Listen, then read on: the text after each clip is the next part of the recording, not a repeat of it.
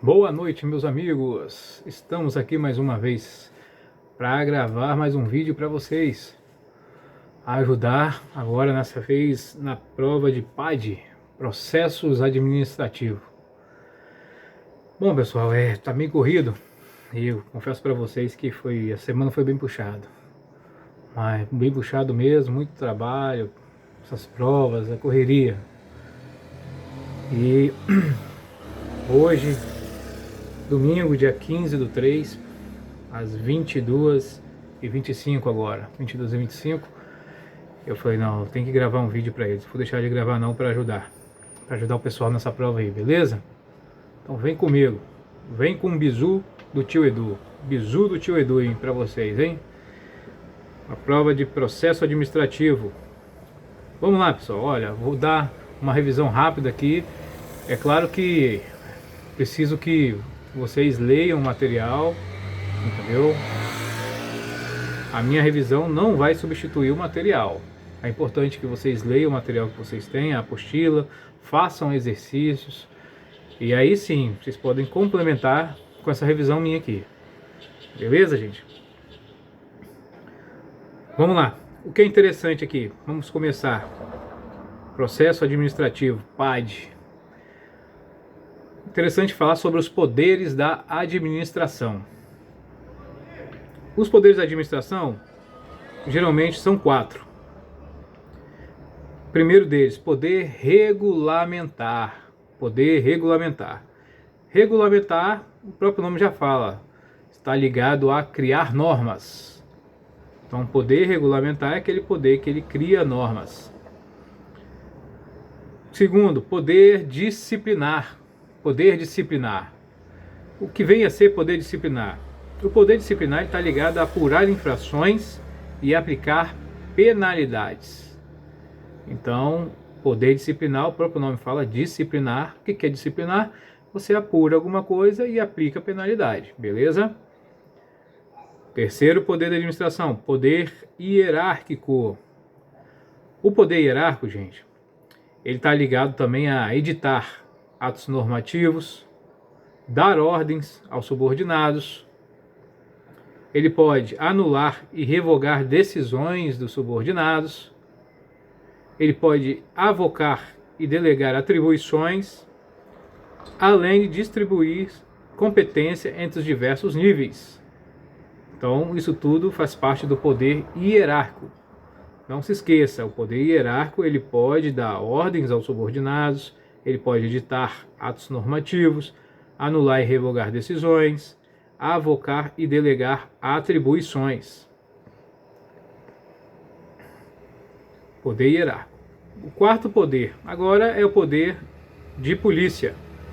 O que vem em ser poder de polícia? É só você lembrar que o poder de polícia ele restringe direitos do particular em prol dos interesses coletivos.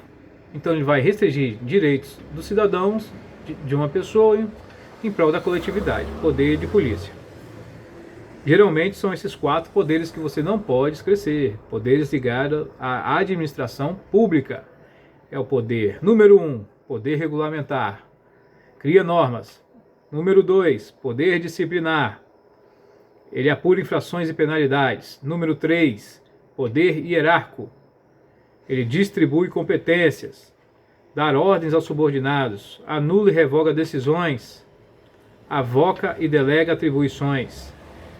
E número 4, poder de polícia. Restringe direitos do particular em prol da coletividade. Beleza, gente? Tem alguns juristas que eles falam sobre o poder discricionário e vinculado. Uns consideram esses dois como poderes, outros não. Mas o poder discricionário é aquele que você pode optar entre fazer alguma coisa ou não. Você é discricionário à pessoa. E o poder vinculado, não. O poder vinculado é aquele que você não tem saída. Você só tem um caminho a tomar e você tem que seguir ele. Então você não tem uma liberdade de escolha no poder vinculado. Já no discricionário você tem liberdade para escolher. Então gravem esses poderes. Vamos lá. Próximo passo. O processo administrativo disciplinar, que é o PAD, ele é a manifestação de quais poderes? O PAD Presta atenção, o PAD é a manifestação do poder disciplinar e hierárquico. Então, se cair lá na prova uma questão de VOF, dizendo, o PAD é a manifestação do poder de polícia com poder regulamentar. Tá errado. Porque o PAD, eu acabei de falar para vocês que o PAD é manifestação do poder disciplinar, que é de apurar e aplicar penalidade, com o poder hierárquico. Beleza? Então é importante gravar isso aí. Vamos lá. Quais são os processos inquisitórios? Quais são os processos inquisitórios? O que vem a ser inquisitório? Importantíssimo você saber isso. Inquisitório são os processos em que não há acusação. São os processos que não estão acusando ninguém. Por quê? Porque não tem ainda a autoria e nem a materialidade de nada. Então são os processos que foram criados para se obter a autoria e a materialidade. Então ele não está acusando ninguém ainda. Ele só está investigando algo. Beleza? E os processos inquisitórios em que não acusam ninguém são dois. São os IPMs e a sindicância. IPM, os inquéritos, né? E a sindicância. Então, inquérito e sindicância. É o quê? É processo inquisitório. Eles não acusam ninguém. São só investigatório. Importante saber isso aqui. Isso aqui cai na prova, hein? Fica ligado, fica esperto. E agora, então, quais são os processos acusatórios? Processo acusatório, o próprio nome já fala. É aquele processo que acusa. É aquele processo que está imputando algo a alguém. Imputa um fato que foi contra as normas, a alguma pessoa. Então, quais são esses processos acusatórios? Geralmente são 4. Dentro da Polícia Militar tem 4 processos acusatórios. Que é o PAD-RO. PAD-RO é o processo o quê? Para exclusão. Para quem tem menos de 10 anos de serviço. Então, PAD-RO é um processo acusatório, que é um processo demissionário de exclusão para quem tem menos de 10 anos de serviço. Quem não tem a estabilidade. Então vai tirar ele da polícia. Então, primeiro processo acusatório, PAD-RO. Segundo processo acusatório, PAD-RS. Terceiro é o Conselho de Disciplina. E o quarto, o Conselho de Justificação. Gente, e é preciso saber que esses 4 processos acusatórios, quais são eles? PAD-RO, PAD-RS, Conselho de Disciplina e Conselho de Justificação. Como eles são acusatórios, então vai haver o contraditório e a ampla defesa. Tem que ter o direito de contraditório e ampla defesa, senão vão ser considerados processos nulos. Então tem que obedecer o contraditório e ampla defesa. É direito. Importante vocês gravar, saber quais são os processos inquisitórios, IPM e sindicância, e quais são os processos acusatórios, PAD-RO, PAD-RS, Conselho de Disciplina e Conselho de Justificação, beleza? Isso cai em prova, fica ligado, fica esperto. Vamos lá. Um só fato, ele pode importar responsabilidade penal, civil e administrativa. E essas esferas, elas são independentes. Ou seja, a condenação em uma dessas esferas não importa a absolvição em outra, ou vice-versa. Então são esferas que correm independentemente uma das outras. O cara pode ser condenado na área penal, mas pode ser absolvido na área administrativa. Ele pode ser absolvido na área civil, mas pode ser condenado na área administrativa. Então, um não se correlaciona com o outro. Beleza, galera? Então, se cair lá na prova assim, que somente tem responsabilidade penal, tá certo? Não está certo. Um fato só pode importar responsabilidade administrativa. Está certo? Somente administrativo, não. Um fato, nós vimos aqui que pode importar responsabilidade penal, civil e administrativa. E essas esferas são independentes. Uma não depende da outra. Show de bola, galera. Show de bola. Vamos continuar aqui.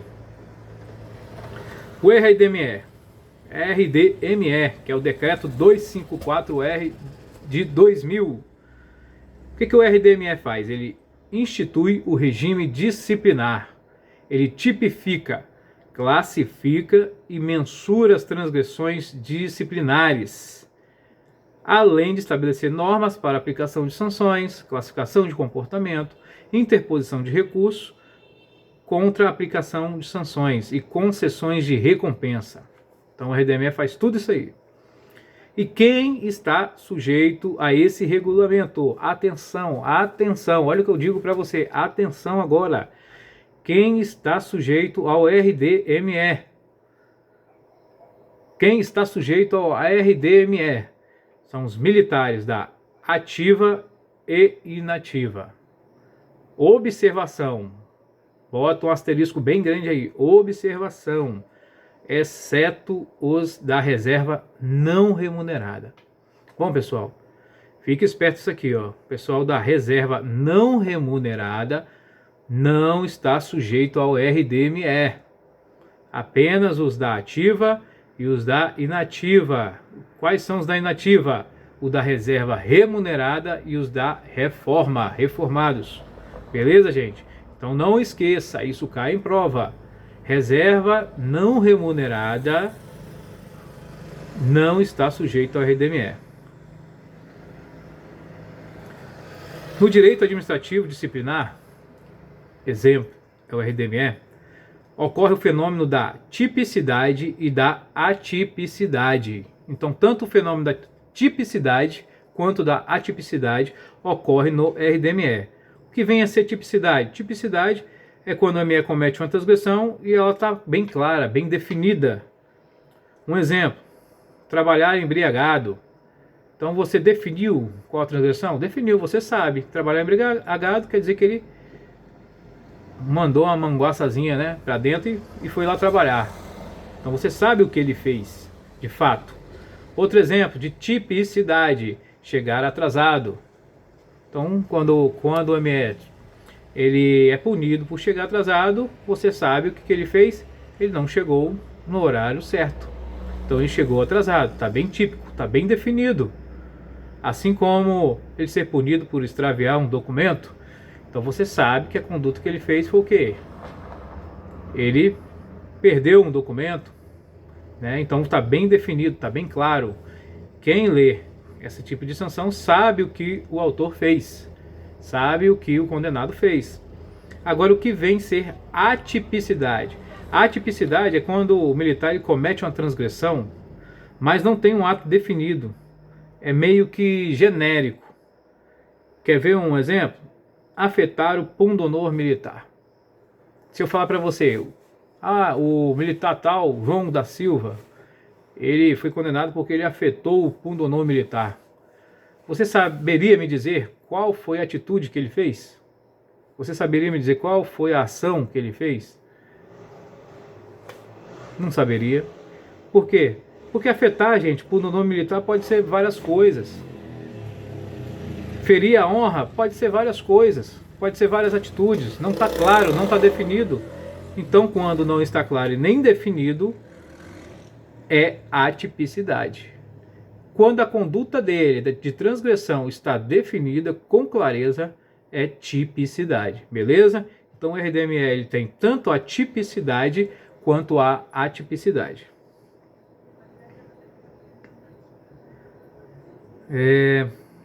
Os alunos militares, além de ficarem sujeitos às normas da organização onde estudam, ficam sujeitos a esse regulamento. Então os alunos,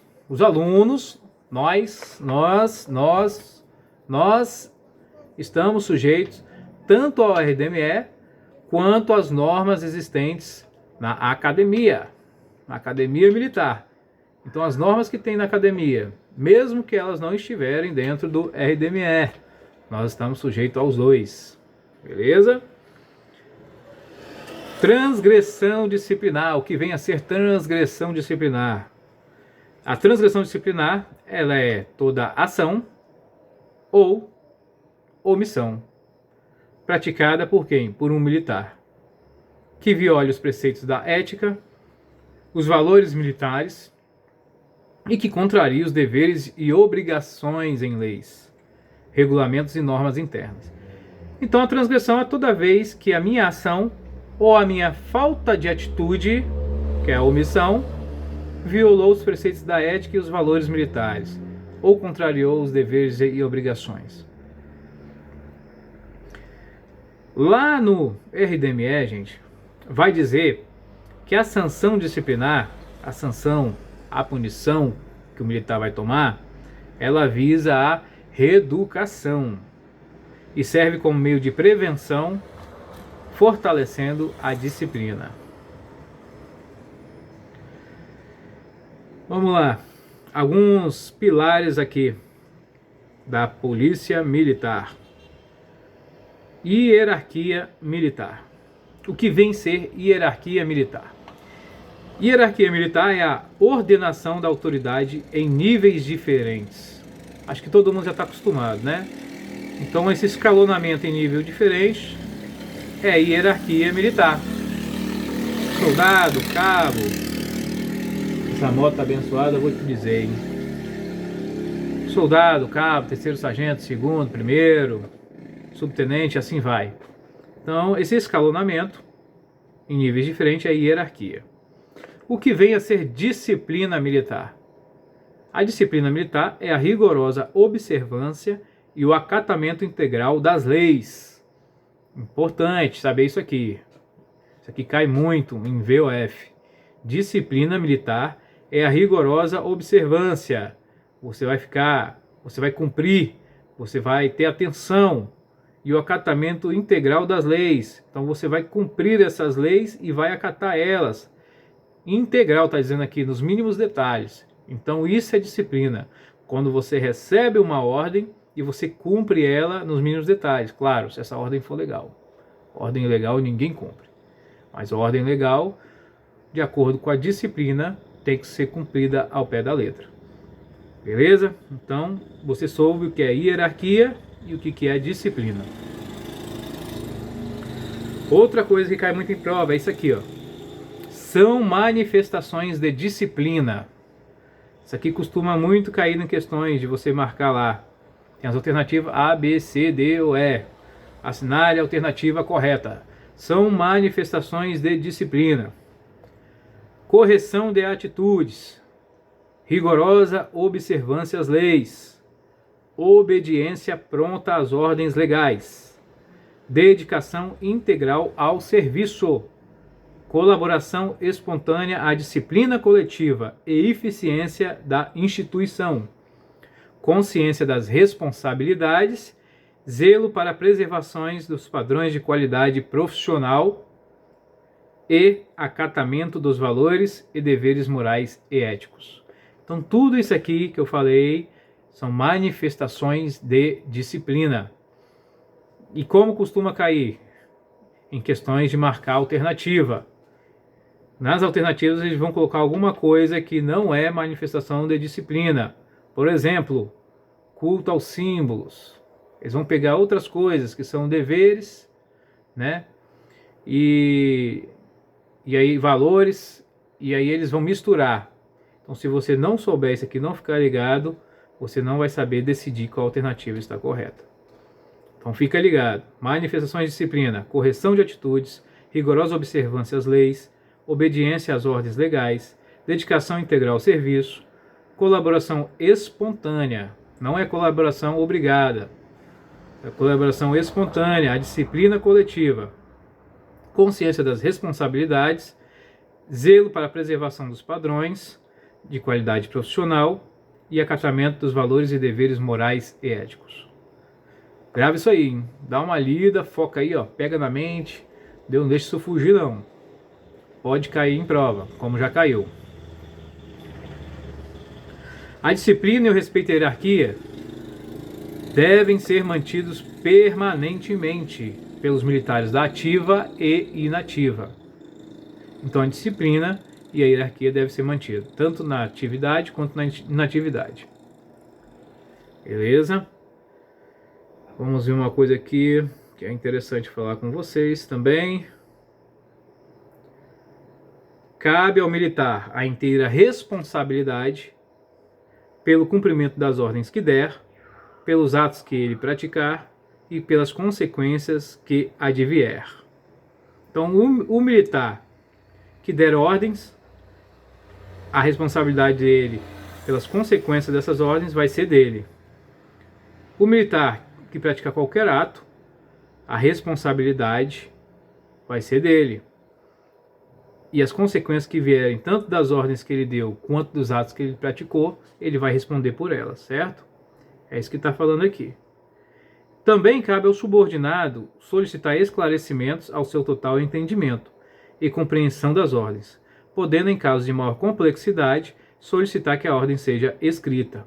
Então, se o subordinado ele recebeu uma ordem e ele não está compreendendo essa ordem, ele pode pedir inúmeras vezes para que o seu superior explique. E o superior deve explicar, de maneira que o subordinado entenda com clareza. E se no final de tudo o subordinado continuar não entendendo, ele tem todo o direito de solicitar que essa ordem que o superior lhe deu seja escrita. O superior não pode negar. Ele tem que escrever essa ordem para o subordinado, se assim ele o solicitar. A violação de obrigações e deveres será crime ou transgressão disciplinar. Nós vimos isso antes. E é tão mais grave quanto mais elevado for o grau hierárquico de quem o cometeu.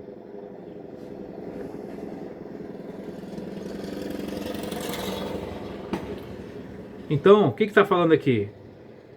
Que a transgressão disciplinar ela vai ser tão mais grave, quanto mais elevado for o grau hierárquico de quem está cometendo. Então, a transgressão que um soldado faz, quando o cabo ele comete a mesma transgressão, é mais grave para o cabo, porque o grau hierárquico dele é maior. A transgressão que um soldado faz, quando um sargento comete a mesma transgressão, a do sargento é mais grave, porque o grau hierárquico dele é maior. Então é isso aqui que está falando. Quanto maior o grau hierárquico, mais grave será aquela transgressão que ele cometer. Beleza? Vamos lá. Vamos para o artigo 10. Importantíssimo esse artigo aqui. Esse artigo tem que estar na mente de vocês. Esse artigo tem que estar assim, ó, supimpa, decorado. Com clareza, hein? O artigo 10 fala assim: a competência para aplicar o RDME é conferida ao quê? Ao cargo. A competência para aplicar o RDME é conferida ao cargo e não ao grau hierárquico. Então vocês não podem confundir isso aqui. A competência para aplicar o que está previsto no RDME é conferida ao cargo, não é ao grau hierárquico. Não é ao grau hierárquico, é ao cargo. Logo, somente quem possui ascendência funcional poderá aplicar este regulamento. Então, não adianta ser apenas superior a hierárquico para aplicar o regulamento. Ele tem que ter o que? Ascendência funcional sobre o subordinado. Ele tem que ter ascendência funcional, ele tem que estar ligado, ele tem que ser tipo um chefe dele, ele tem que estar ligado a ele, a mesma organização que ele trabalha. Não adianta ele só ter uma ascendência hierárquica, mas ele tem que ter ascendência funcional. Beleza? Então fica isso aqui na mente de vocês. A competência para aplicar este regulamento é conferida ao cargo. Tem que ter ascendência funcional e não ao grau hierárquico. Sendo, vamos lá. Número 1, no topo da pirâmide. Quem pode aplicar esse regulamento? Quem está no topo da pirâmide? O regulamento fala que são 3. O primeiro que ele cita aqui é o governador. Depois, o secretário de Segurança Pública e o comandante-geral. Então, na posição 1 está o governador, secretário CESP, comandante-geral. Para quem eles podem aplicar o regulamento? O governador, o secretário CESP e o comandante-geral vão aplicar esse regulamento a todos os militares. Ou todos os militares, inclusive inativos. Fique esperto, hein? Então, o governador, secretário CESP e comandante-geral vão aplicar esse regulamento a todo mundo, todos os militares, todo mundo que faz parte da corporação, inclusive inativos, seja os militares da atividade quanto da inatividade. Eles têm competência para aplicar. Número 2. Abaixo do governador, do secretário CESP e do comandante-geral, se encontra o subcomandante-geral. O subcomandante-geral ele pode aplicar o RDME a todos os militares sobre sua subordinação funcional e inativos. Olha aqui o inativos, ó, presta atenção.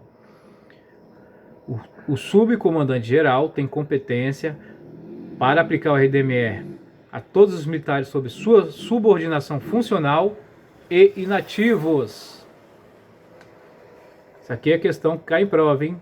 Inativos. Quando falar em inativos, você já lembra logo subcomandante-geral. Inativos, subcomandante-geral. Beleza? Abaixo, subcomandante-geral. Número 3. Chefe da Casa Militar. Ele tem competência para aplicar a quem estiver sob sua chefia. O chefe da Casa Militar, lembra do nome? Chefe. Para quem ele aplica? A quem estiver sob sua chefia. 4. Corregedor. O corregedor ele pode aplicar o RDME a todos os militares da ativa. Corregedoria. O corregedor aplica RDME a todos os militares da ativa, exceto os cargos anteriores, que eu falei, que é governador, secretário CESP, comandante-geral, subcomandante-geral e chefe da Casa Militar. Então o corregedor não aplica nenhum deles, não tem competência para aplicar eles, e também não tem competência para aplicar a quem for o cargo de coronel. Então o corregedor não pode aplicar nenhum coronel, e nem aos cargos anteriores que foram citados aqui. Outra coisa, não confunda, corregedor só aplica quem estiver na ativa. Inativa, eu já falei com vocês, quem aplica para quem está na inativa, em primeira instância, é o subcomandante-geral, e em fase de recurso, que vai para o comandante-geral. Beleza? Não esqueça isso, vai cair em prova, hein? Corregedor não aplica para quem está na inativa, somente os da ativa, exceto os cargos anteriores e o cargo de coronel. Depois, tem os comandantes intermediários, diretores e demais coronéis, aos que estiverem sob suas ordens, e por último, os demais oficiais, aos que estiverem sob sua subordinação. Então, ficou muito claro isso aqui, hein? A competência para aplicar este regulamento é conferida ao cargo, à ascendência funcional, e não ao grau hierárquico, beleza? Não confunda, isso aqui cai em prova. É assegurada a competência da autoridade de menor nível hierárquico, que tiver ascendência sobre os envolvidos. Olha, para tudo. Para quem que eu disse que é assegurada a competência? Para a autoridade de menor. Menor, não é maior, hein? Vou falar de novo, presta atenção, não é maior nível hierárquico. A competência vai ser sempre da autoridade de menor nível hierárquico, que tiver ascendência sobre os envolvidos. Então aquela autoridade de menor nível hierárquico que tiver ascendência, né, que for superior aos envolvidos, então vai ser dela a competência para aplicar, apurar e aplicar a infração disciplinar. Para quê? A fim de evitar a supressão de instância administrativa. Por que coloca de menor nível hierárquico? Para apurar, para que o acusado possa fazer recursos. Se eu coloco já autoridade de maior nível hierárquico, ele não tem recurso para fazer, não tem para quem mandar o recurso, a não ser para quem fez, a quem apurou. mas não tem outro superior a ele para ele ficar recorrendo. Então, para não suprimir essa instância administrativa, por isso que está na lei, que a autoridade que tem competência para apurar a infração vai ser sempre a autoridade de menor nível hierárquico, que tiver ascendência sobre os envolvidos. Beleza? Não pode esquecer isso. Isso aqui cai em prova. Eles costumam trocar esse menor por maior. E aí você acaba errando se não prestar atenção. Ressalvada, agora isso que eu acabei de para falar com vocês, ressalvada em algumas coisas, em algumas hipóteses. Quais são essas hipóteses que é ressalvado?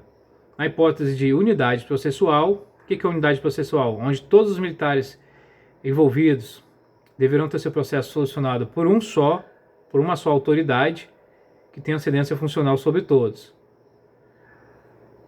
Também é ressalvado quando tiver suspeição e impedimento, quando aquele militar de menor nível hierárquico ele tiver impedimento, ele não puder, né, apurar essa infração, ele for impedido, ou tiver suspeito de alguma coisa, e também por determinação do comandante-geral. O comandante-geral ele pode determinar que aquele processo tal seja como encarregado alguém que ele escolher. E esse alguém pode não ser o menor nível hierárquico. Então, nesses 3 casos, são as exceções. Mas, via de regra, sempre será o menor nível hierárquico que tiver ascendência sobre os envolvidos. Vamos lá. Continuar aqui.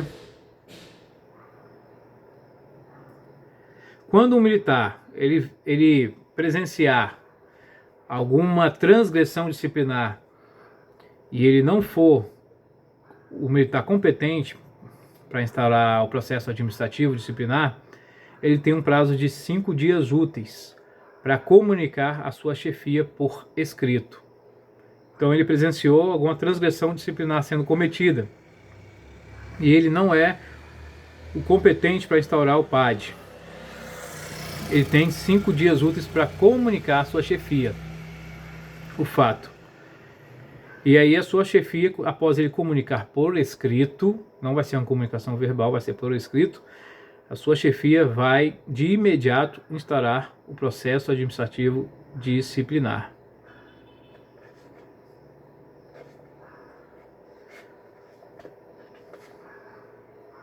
Agora vocês têm que ficar muito espertos nesses casos aqui, ó. Isso aqui pode cair, com certeza acho que vai cair em prova. Julgando de quem tem a competência para ser o encarregado, quem tem a competência para apurar, quem tem a competência para fazer a nota de punição. Então isso aqui cai em prova. O exemplo que eu dei foi o seguinte: um militar do 7º Batalhão comete uma transgressão da disciplina. O PAD vai ser aberto e terá como encarregado um superior hierárquico e funcional de menor grau para analisar. Então, um militar do 7º cometeu transgressão, um superior hierárquico dele e funcional de menor grau vai analisar esse PAD. E aí, esse superior vai ser o encarregado de PAD. Vai tomar todas as decisões e enviar para o comandante do 7º Batalhão, né? Vai enviar o relatório para o comandante do 7º Batalhão e o comandante do 7º Batalhão vai fazer a nota de punição. Então o superior vai ser o encarregado, vai tomar as decisões, vai apurar todas as coisas, envia para o comandante do 7º, que é o comandante do militar que cometeu a transgressão, e o comandante vai fazer a nota de punição. Caso esse militar, no meio do procedimento, for transferido para outra unidade, o encarregado ele vai terminar o PAD. Então, se o encarregado ele começou o PAD, ele não vai parar o PAD pela metade. Não. Quando o encarregado começa o PAD, ele termina. Começou, mesmo que o militar foi transferido, ele vai terminar o PAD. E aí o que ele vai fazer? Ele vai enviar o relatório para o seu comandante e o seu comandante vai solucionar o caso. O seu comandante vai decidir o que vai ser feito e vai enviar também para o comandante do militar, para onde ele foi transferido. E aí sim, o comandante do militar, para a nova unidade que ele foi transferido, vai publicar a nota de punição. Agora, se ele não concordar com relatório que o comandante anterior dele enviou, ele vai contestar o ato enviando para análise da corregedoria. Beleza, gente? É preciso que vocês entendam isso aqui. O encarregado que começou o PAD, ele sempre vai terminar o PAD. Ele nunca vai parar o PAD pela metade. Então, se o encarregado começou já o PAD, mesmo que o militar seja transferido, ele vai terminar o PAD. E aí o encarregado sempre vai enviar o PAD para o seu comandante. E o seu comandante que vai fazer a nota de punição. Caso o militar seja transferido, o comandante anterior dele, que vai decidir o que vai ser feito e vai encaminhar esse PAD para o novo comandante. O novo comandante tem a função de publicar a nota de punição. Se ele concordar, ele publica a nota de punição. E o militar que foi para a nova unidade cumpre. Agora, se o novo comandante não concordar, ele contesta. E aí ele envia para a corregedoria, para que a corregedoria analise. Esse foi o exemplo 1. Exemplo 2. 2 militares do 7º Batalhão comete a transgressão. O PAD vai ser aberto com o encarregado, né? Sempre o encarregado superior hierárquico e funcional de menor grau. Este aí vai tomar todas as decisões e vai enviar o comandante do 7º para fazer a nota de punição, para publicar a nota de punição. Caso um dos militares, no meio do procedimento, seja transferido de unidade, é igual o exemplo passado, só que no exemplo passado era um militar apenas cometendo a transgressão. O exemplo de agora são 2 militares cometendo a transgressão, e os 2 são do 7º. Agora, no meio do procedimento, um militar foi transferido, um continuou no 7º e o outro foi transferido. O que vai acontecer? O encarregado ele vai terminar o PAD, ele nunca para o PAD na metade. Assim que ele terminou o PAD, ele vai enviar o relatório para o seu comandante, que decidirá o que vai ser feito, e enviará, e o seu comandante dele, que é o comandante do 7º, vai enviar esse PAD para quem?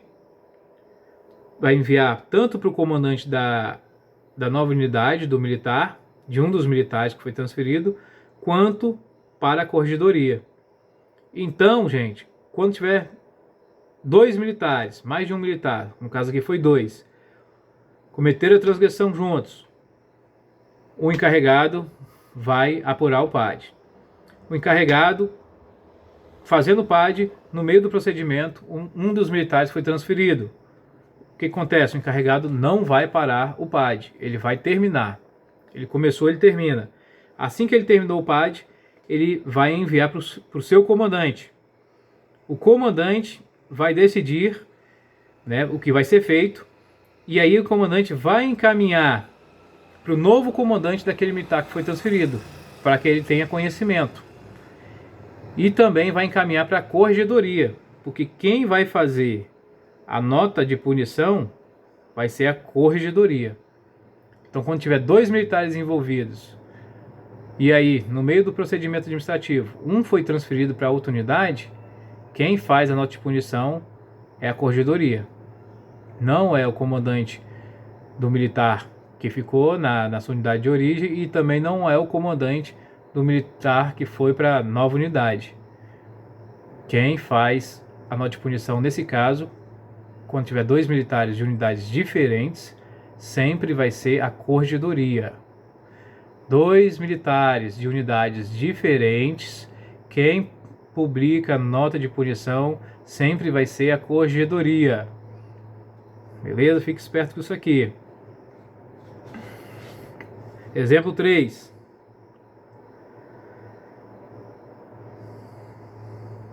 Três militares de diferentes unidades cometeram transgressões disciplinar.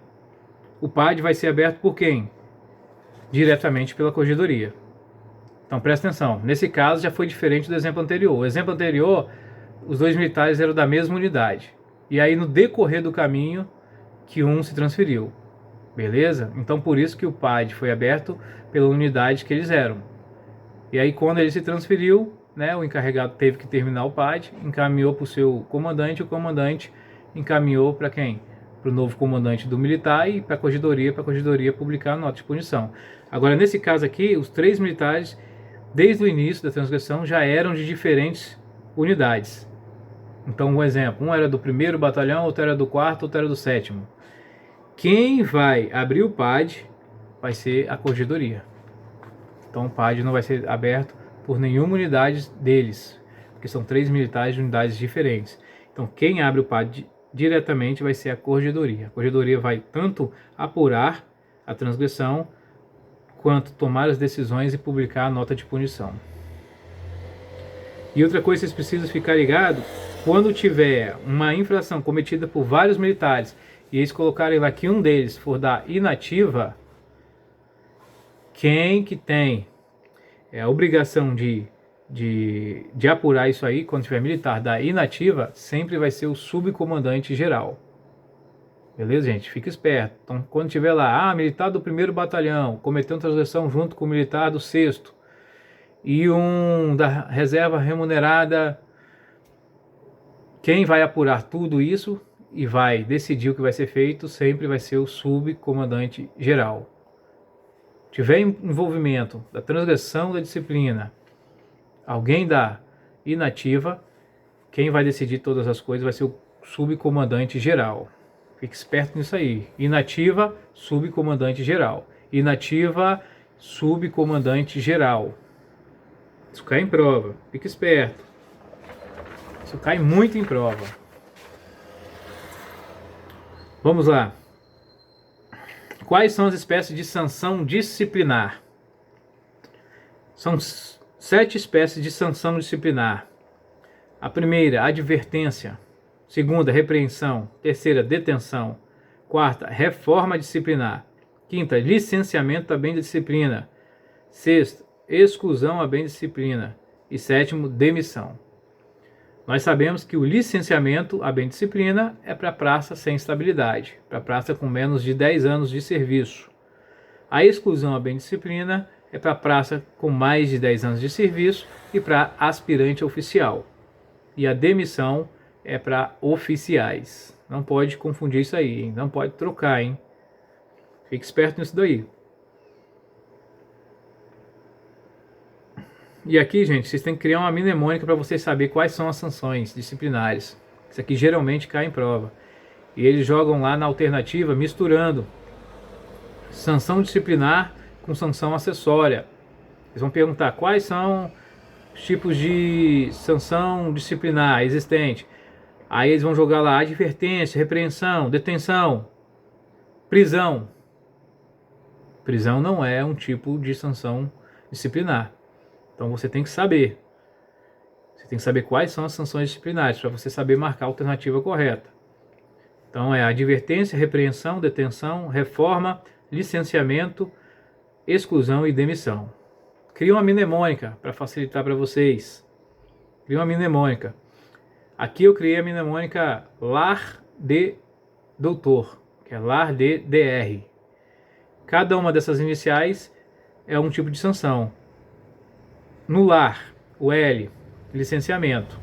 O A, advertência. O R, repreensão. D, demissão. O E, exclusão. E doutor, que é o DR, detenção. O D é detenção. E o R, reforma. Então ficou LAR de doutor, licenciamento, advertência, repreensão, demissão, exclusão, detenção e reforma. Então facilita na hora de vocês lembrar a criação de mnemônica. E quais são as sanções acessórias? Sanções acessórias: multa, cancelamento de matrícula em curso, suspensão de folga, afastamento do cargo, movimentação de OME. Então essas são as sanções acessórias. Vocês têm que decorar também. Vocês têm que criar uma mnemônica e decorar elas. Sanção acessória é multa, cancelamento de matrícula em curso, suspensão de folga, afastamento do cargo e movimentação de OME. Que vem a ser a advertência. A advertência, gente, é a forma mais branda de punir. É a forma mais tranquila, mais leve de punir. Ela é uma admoestação verbal. A advertência ela não é escrita, ela é verbal. E ela vai ser registrada no prazo de 2 anos.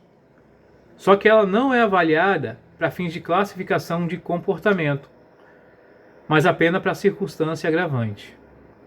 Então vocês têm que saber todos esses conceitos de advertência aí. Que ela é uma forma mais branda, a forma mais leve de punir é a advertência. Não tem outra forma mais leve de punição do que a advertência.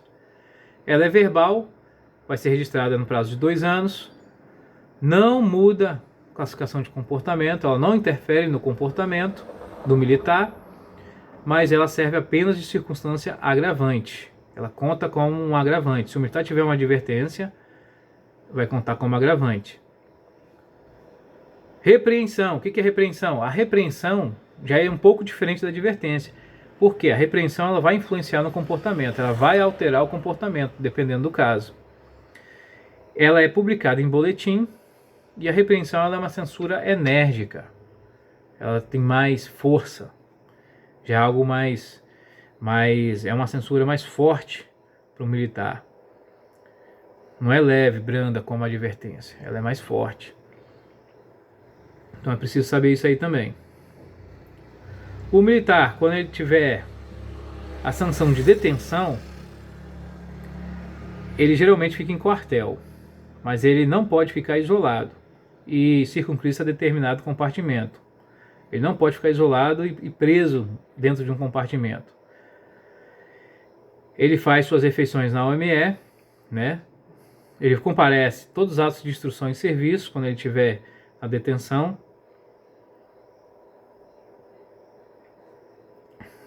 Mas ele pode ser cumprido também em compartimento específico, quando o militar tiver risco de causar dano à ordem, à disciplina e à integridade física de outros.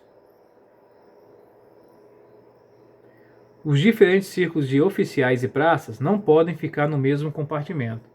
Então, quando tiver o círculo de oficiais e praças detidos, eles não podem ficar juntos. Tem que ter compartimento separado. Tanto para oficial quanto para praça. São separados. Multa. O que é multa? A multa é quando o militar ele vai perder a remuneração dos dias em que faltar o serviço. Mas essa falta de serviço tem que ser sem motivo justificado. Ele faltou o serviço sem motivo justificado. Então ele vai perder a remuneração desses dias e da folga subsequente.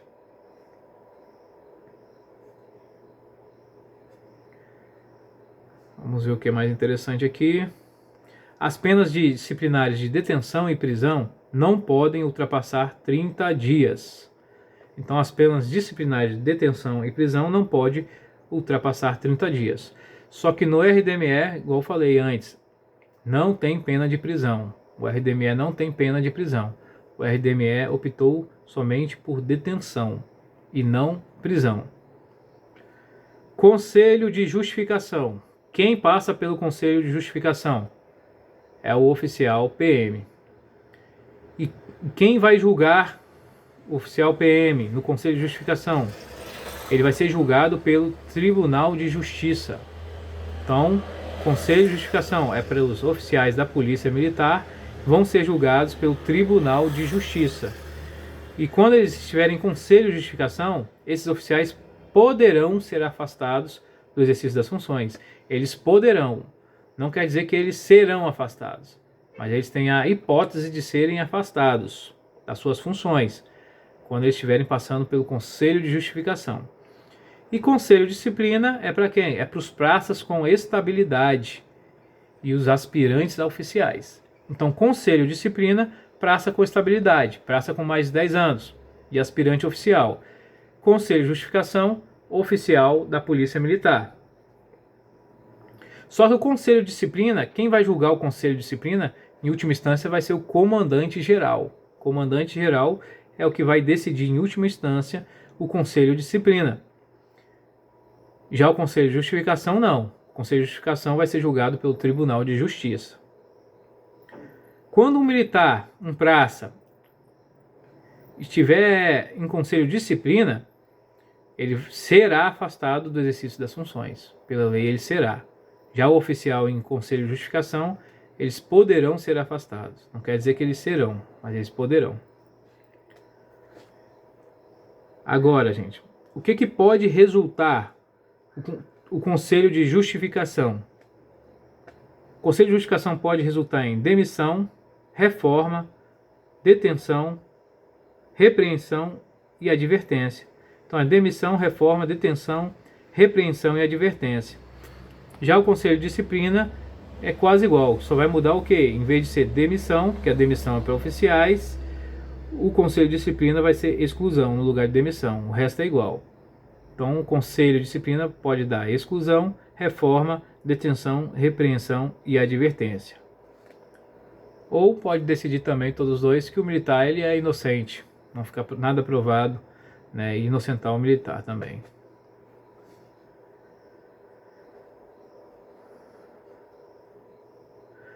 O conselho de justificação e o conselho de disciplina aplicam aos oficiais e praças ativos e inativos. Então o pessoal que está na atividade também está sujeito, se ele for oficial, ao conselho de justificação, se ele for praça, ao conselho de disciplina. Importante agora essa parte aqui, hein? Isso aqui cai muito em prova. Não há transgressão disciplinar se a ação for cometida na prática de. Então o militar cometeu uma, em tese, seria uma transgressão disciplinar. Mas se ele cometeu na prática de algumas coisas, não vai ser considerado transgressão disciplinar. E quais são esses casos? Eu vou citar para vocês agora. Primeiro caso, que não é considerado transgressão disciplinar é quando ele comete na prática de ação meritória. Segundo, quando ele comete o ato em legítima defesa. Terceiro, quando ele estiver no exercício regular de direito. Quarto, quando ele cometeu o ato em coação irresistível. 5. Quando ele cometeu o ato em estrita obediência à ordem legal de superior hierárquico. Presta atenção que aqui é ordem legal, não é ordem ilegal. E é ordem legal de superior hierárquico, não é ordem legal de subordinado hierárquico. Eles costumam trocar. Sexto, quando ele cometeu o ato em uso imperativo da força para compelir subordinado a cumprir o seu dever, em caso de perigo, calamidade, manutenção da ordem e disciplina. Gente, nesse caso aqui, vocês prestem atenção, porque essa palavra aqui, subordinado, eles costumam trocar por superior. Então, assim, a alternativa vai estar lá. Uso imperativo da força para compelir superior a cumprir o seu dever. Não, está errado. É uso imperativo da força para compelir subordinado a cumprir o seu dever. Presta atenção nisso aqui, eles costumam trocar essa palavra, hein? E o último caso é caso fortuito ou de força maior. Então, quando tiver o cometimento da transgressão na prática desses atos, não terá transgressão. Circunstâncias agravantes e atenuantes não precisa decorar, geralmente vai estar na prova, eles vão dar isso aqui na prova. Não precisa decorar. Vamos lá. Quais são a classificação das transgressões? Nós aprendemos que as transgressões são classificadas em 4. Tem a transgressão leve, a transgressão média, a transgressão grave e a transgressão gravíssima. Então, classificação das transgressões: leve, média, grave e gravíssima.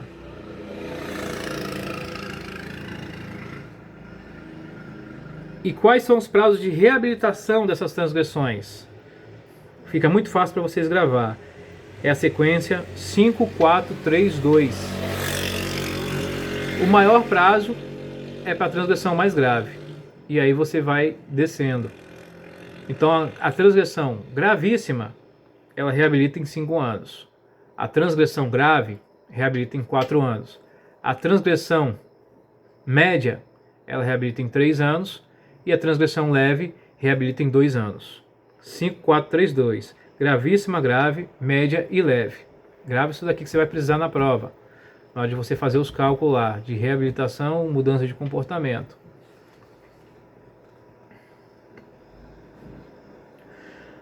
Quando o militar ele for punido com a transgressão leve ela pode ser tanto a advertência quanto a repreensão.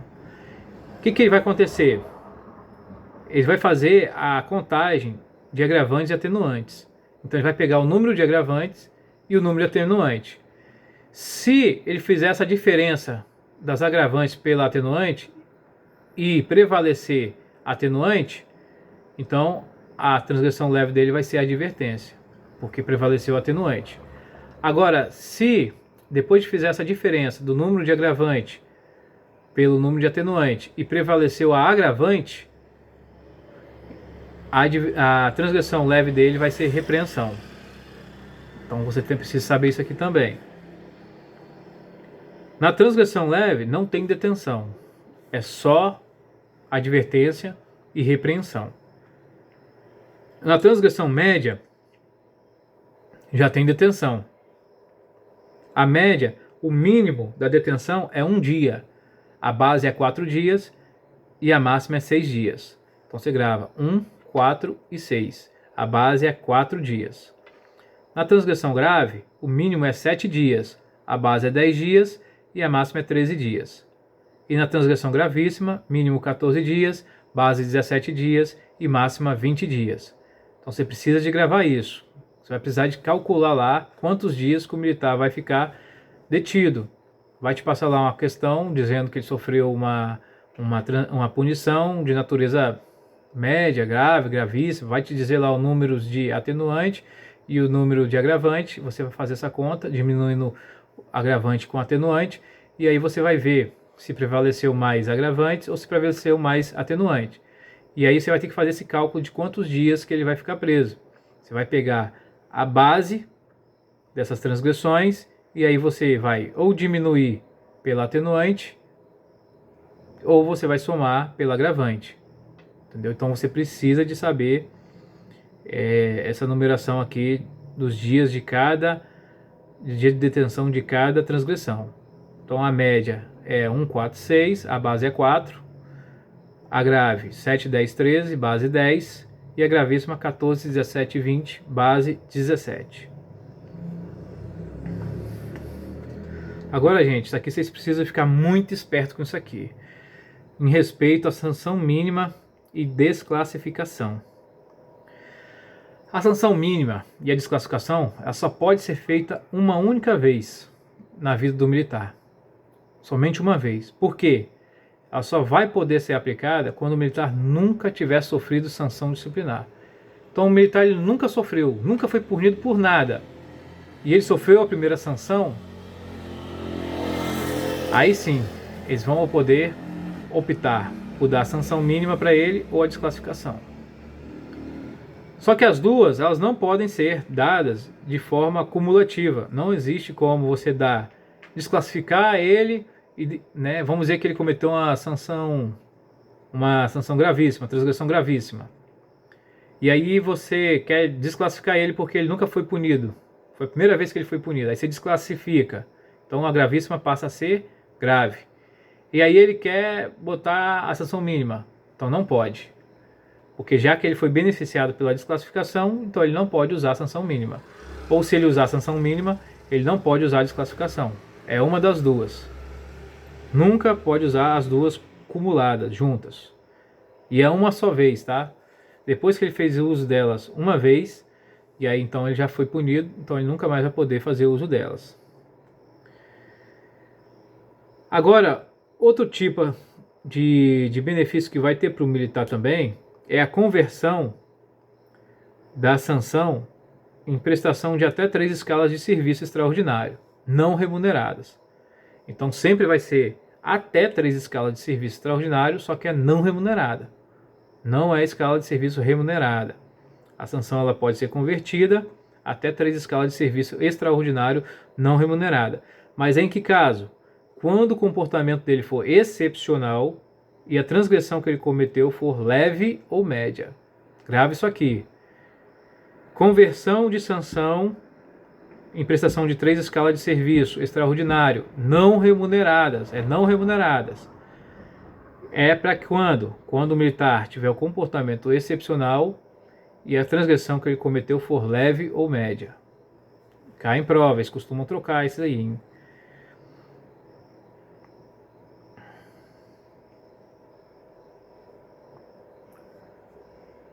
Classificação de comportamento. Quais são as classificações de comportamento? comportamento máximo que o militar pode ter é excepcional. Depois, o ótimo. Depois, o bom. Depois, insuficiente. E por último, o pior comportamento que o militar pode ter é o mal. O excepcional, gente, fala aqui que são 6 anos de efetivo serviço sem sofrer qualquer sanção ou qualquer punição. A única punição que o excepcional pode sofrer, a única punição que o excepcional pode sofrer que não vai alterar o seu comportamento, que eu já disse lá atrás, é a advertência. A advertência não altera comportamento. Então a advertência, o militar que estiver no excepcional sofreu uma advertência, ele vai continuar no excepcional. O ótimo. A exigência do ótimo é 4 anos de efetivo serviço, com no máximo uma transgressão média. Então, em 4 anos, num prazo de 4 anos, ele tomou no máximo uma transgressão média, ele vai para o ótimo. O bom, 2 anos de efetivo serviço com menos de uma gravíssima. Então, o bom são 2 anos e ele aguenta menos de uma gravíssima. O insuficiente é 1 ano de efetivo serviço até uma gravíssima. E o mal, 1 ano de efetivo serviço mais de uma gravíssima. Isso aqui vocês precisam de decorar também para fazer o cálculo. O cálculo lá da classificação de comportamento. É bom vocês saberem também o seguinte, que 2 sanções leves para efeito de classificação de comportamento equivalem a uma média. 2 sanções médias equivalem a uma grave. 2 sanções graves equivalem a uma gravíssima. Então isso aqui é fácil. 2 leves equivalem a uma média. 2 médias, uma grave, 2 graves, uma gravíssima. Você vai usar esse cálculo muitas vezes para classificar o comportamento dele quando ele for punido. Se ele tiver várias punições, aí você vai somar uma com a outra. Você vai saber mais ou menos computar cada uma. Isso aqui é muito importante, gente. Olha, o militar, quando ele ingressa, quando ele entra na polícia militar, o seu comportamento é falar igual o professor fala, o major Cavati fala. O militar ingressou na polícia militar. Ele é um cara bom. Bom. O militar entrou na polícia militar, ele é bom. Bom mesmo. Então o comportamento dele ao ingressar na polícia militar é bom. Bom. Não pode esquecer isso, hein? O comportamento quando o militar ingressa na polícia militar é bom. Quando o militar ele for condenado, transitado em julgado por crime, o comportamento dele vai para o mal. Então ele foi condenado, só tem que ser condenado com transitado em julgado. Condenado por crime, com transitado em julgado, o comportamento dele vai cair direto para o mal. Independente do que seja o comportamento dele, pode estar no excepcional, pode estar no ótimo. Foi condenado por crime, com trânsito em julgado, vai para o mal. Só que indo para o mal, ele só vai poder começar a contar para a mudança de comportamento quando ele sair e cumprir a sua pena de prisão. Vamos dizer que ele foi condenado por 5 anos de prisão, o comportamento dele foi para o mal. Então ele vai cumprir sua pena de 5 anos. Quando ele cumpriu sua pena, aí sim, a partir do dia que ele saiu, que ele cumpriu sua pena todinha, ele saiu dali, aí que vai começar a contagem para mudar o comportamento dele. Enquanto ele estiver preso, o comportamento dele não tem contagem para mudança. Vai continuar mal, mal, mal, mal até ele sair. Quando ele saiu, aí vai ser o ponto de partida para contar para mudança de comportamento. A condenação do militar por trânsito em julgado por contravenção será considerada uma transgressão gravíssima. Então presta atenção. Então condenação por crime, comportamento vai para o mal. Condenação trânsito em julgado por contravenção é considerado uma gravíssima. E o que acontece com o militar quando ele ganha uma gravíssima? Geralmente vai para o, no mínimo, insuficiente. Então, militar condenado por contravenção é uma gravíssima. A gravíssima leva, no mínimo, para o insuficiente. Crime leva para o mal. A contravenção, mínimo insuficiente.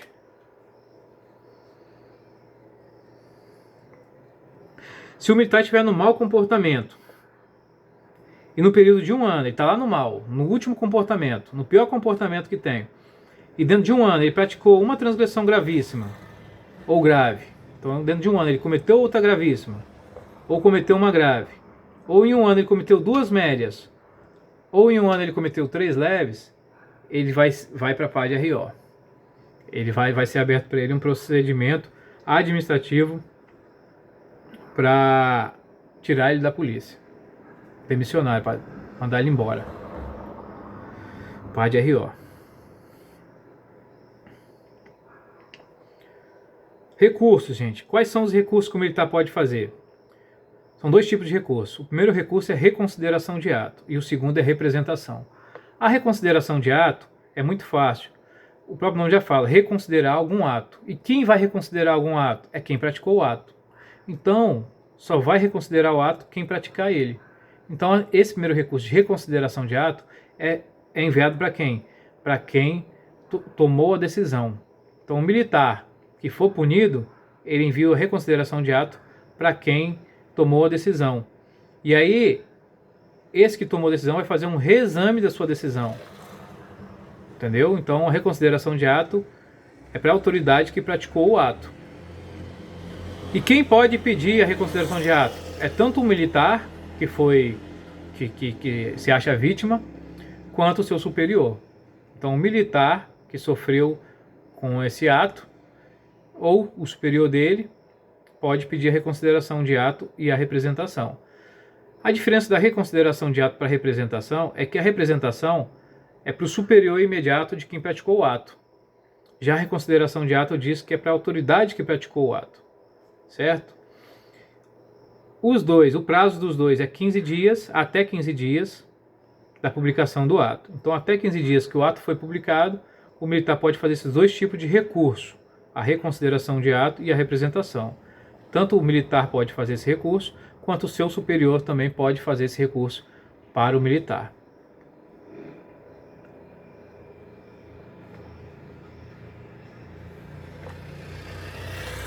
Então, os recursos só tem esses dois: reconsideração de ato e representação, com prazo de 15 dias da publicação do ato. Revisão. A revisão ela não é recurso. Não é recurso. Mas o militar ele pode pedir a revisão. Ela tem um prazo de 120 dias a pedido e ela tem um prazo de 2 anos ex officio. Então, a revisão ela tem um prazo de 120 dias a pedido, né, que dá em torno de 4 meses, e 2 anos ex officio. E quando que o recurso, a revisão, recurso não, quando que a revisão ela pode ser feita? A revisão ela vai ser feita sempre que surgir um fato novo. Então, teve um procedimento lá, um PAD, alguma coisa, o militar foi punido, e aí surgiu um fato novo, passou um tempo, teve um fato novo. Então, sempre que surgir um fato novo, pode ser pedida a revisão a quem praticou o ato ou ao seu superior. Não é necessário que tenha esgotado os recursos para propor a revisão. Então, a revisão, gente, não tem nada a ver com os recursos, com recurso de representação e reconsideração de ato. Você, sempre que surgir um fato novo, você já pode pedir direto a revisão. Esse prazo de 120 dias a pedido e 2 anos ex officio. Só que, para você pedir a revisão, ela tem que ser baseada em quê? Em novas provas de inocência, não é novas provas de culpa, é nova prova de inocência. Tem que ser também baseada em circunstância que autorize a diminuição da sanção, não é aumento da sanção, é diminuição da sanção. Descoberta de depoimentos e exames falsos, ato disciplinar foi contrário ao regulamento ou evidência dos autos. Então, essas 4 circunstâncias aqui são circunstâncias que vai autorizar o militar a pedir uma revisão. E é preciso você saber que isso aqui cai em prova. Quais são as 4 circunstâncias? Sempre que tiver novas provas de inocência, eu disse aqui, inocência, não nova prova de culpa. Circunstância que autoriza a diminuição da sanção, é diminuição da sanção, não é aumento da sanção. Descoberta de depoimentos de exames falsos, e o ato disciplinar foi contrário ao regulamento ou evidência dos autos. A sanção poderá ser anulada, atenuada e agravada. Não tem revogação. Sanção não se revoga. Ela pode ser anulada, atenuada ou agravada.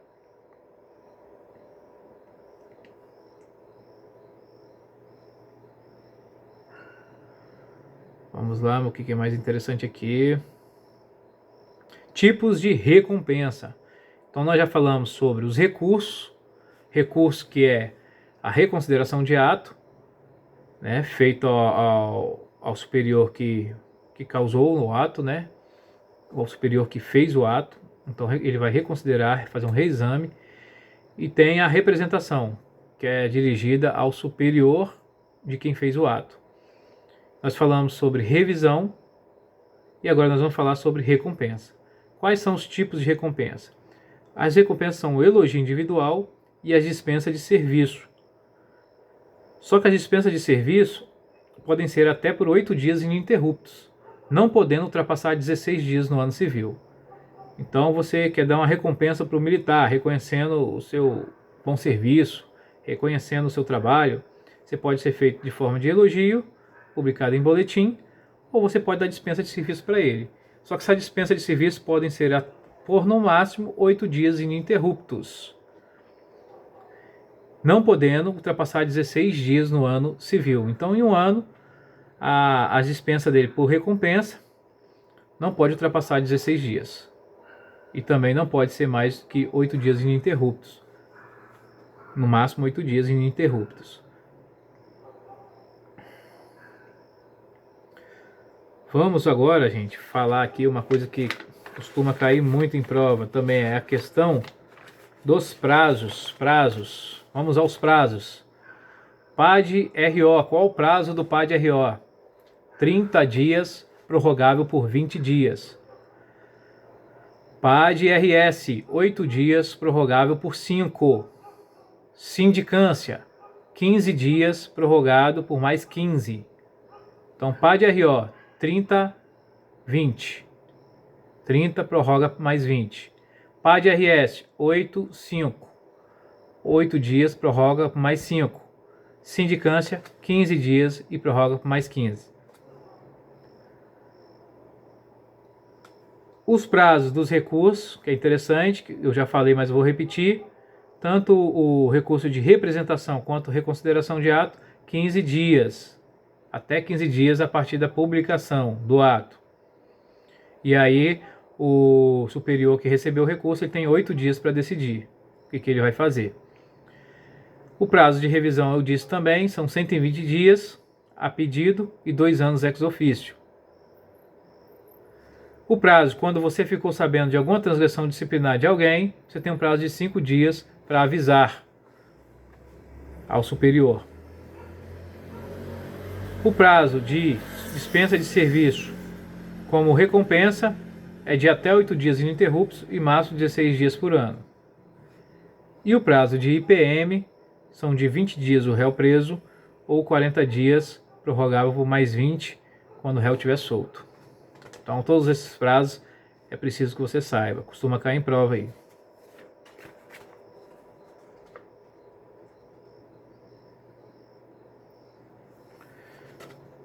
É preciso também que você saiba que a ação disciplinar ela prescreve em 2 anos. A ação disciplinar prescreve em 2 anos. Se então em 2 anos você fez uma transgressão e passaram-se 2 anos, a ação ela prescreveu. A não ser que a administração pública ela abriu uma sindicância e aí zera o prazo novamente. E aí começa a contar só a partir do final da sindicância. Então são 2 anos o prazo da ação disciplinar. Ela prescreve em 2 anos.